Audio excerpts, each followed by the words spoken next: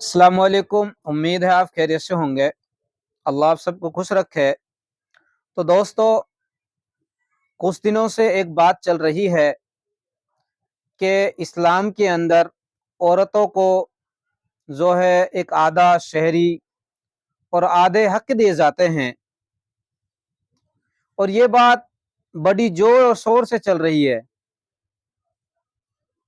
ये एक प्रोपेगेंडा है, एक सोची समझी साजिश है मुसलमानों और मुसलमान औरतों के खिलाफ। और ये बहुत काफी दिनों से जो है चला आ रहा है। इस्लाम में औरत को आधा शहरी तस्वुर किया जाता है, यानी औरत की जो गवाही मानी जाती है वो आधी मानी जाती है, और औरत को आधा शहरी तस्वुर किया जाता है कि उसको जो है आप पर्दे के अंदर रखते हैं, चार दीवारी के अंदर रखते हैं। ये मुसलमानों पर और इस्लाम पर ही एक जो है जो दुनियादार लोग हैं, और जो एक औरत से खेलना चाहते हैं, वो इनकी एक सोच है। तो दोस्तों, इस्लाम ने औरत के ऊपर जो रहम और करम किया वो किसी और मजहब ने नहीं किया। तो इसके लिए उलमा ने दो चीज वाजे फरमाई हैं। एक ये कि औरत की गवाही को आधा क्यों माना गया। इसी तरह गवाही के मामले में कहते हैं कि औरत की गवाही आधी है। आपने देखा होगा कि लोग अपनी आंखों के सामने होते देखते, यानी लोग अपनी आंखों के सामने बहुत सारी वारदातें, बहुत सारे जुल्म जो है देखते हैं, लेकिन गवाह नहीं बनते। किस लिए? कि जी कौन मुसीबत में पड़े, भाई कौन अदालत के चक्कर खाएगा, कौन मुसीबत में पड़ेगा, कौन दुश्मनी मोल लेगा। किस लिए नहीं पढ़ते? इसलिए कि कौन मुसीबत में पड़े, कौन गवाही भुगतेगा, कौन चक्कर लगाएगा अदालतों के, और फिर कातिलों के साथ दुश्मनी कौन ले। देखने में यह भी आया है कि लोग तो अदालत के अंदर गवाहों को कत्ल करवा देते हैं। इनकी जान और माल, इज्जत, आबरू, हर चीज खतरे में होती है। गवाही देना एक बोझ है, इसीलिए कि लोग इस बोझ को अदा करने से कतराते हैं और देखने के बावजूद खामोश हो जाते हैं, किसी को कुछ नहीं कहते। जहां मर्द ने गवाही देनी थी तो हुक्म दिया कि तुम्हारी गवाही पूरी गवाही होगी। अब गवाही देने का जो मसला आया, तो मर्द अगर गवाह बनेगा तो उसकी एक मर्द की पूरी मुकम्मल गवाही मानी जाएगी।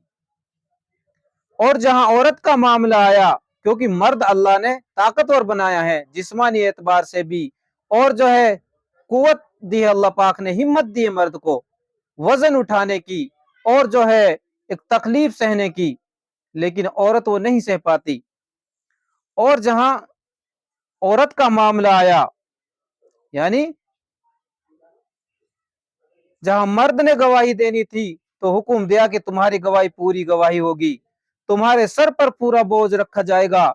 और जहां औरत ने गवाही देनी थी तो फरमाया पूरा बोझ तुम्हारे ऊपर नहीं रखते, तुम दो औरतें आधा आधा बोझ मिलकर उठा लो, ताकि अगर कोई तुम्हारे साथ दुश्मनी करेगा तो एक खानदान के साथ नहीं बल्कि दो खानदानों के साथ दुश्मनी दुश्मनी करेगा, और जो बोझ आएगा वो आधा बोझ होगा। गोया औरत के साथ नरमी कर दी गई। वरना अगर औरत से कह दिया जाता कि आपने पूरी गवाही देनी है, तो ये फिर रोती फिरती, जी इतनी बड़ी जिम्मेदारी मेरे सर पर डाल दी। अल्लाह ताला ने औरत के साथ नरमी का मामला किया। गवाही देने का वक्त आया, बोझ उठाने का वक्त आया, तो कहा कि अब दो खानदान मिलकर बोझ उठा लें, ताकि औरत को तहफ्फुज़ ज्यादा मिल सके, उसकी जान, माल, इज्जत व आबरू रेजी की हिफाजत हो सके। अगर उन दो मसाइल पर गौर करें तो साफ तौर पर वाज़िह होगा कि अल्लाह ताला ने औरत के साथ नरमी का मामला किया। तो दोस्तों, जाहिर सी बात है कि जब औरत घर से बाहर निकलती है और जब वो गवाही देने के लिए निकलेगी, तो उसको रास्ते में औरत कमजोर होती है, कोई इसको धमका भी सकता है, फिर उसकी इज्जत का मसला होता है, आबरू का मसला होता है।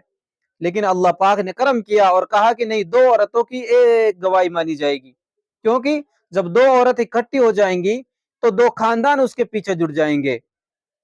एक पहली वाली औरत के खानदान, दूसरी वाली औरत के खानदान, और जब वो घर से बाहर जाएगी तो एक मजबूत होकर उसके पीछे 2 खानदान जाएंगे और उसको जो है गवाही देने में आसानी होगी।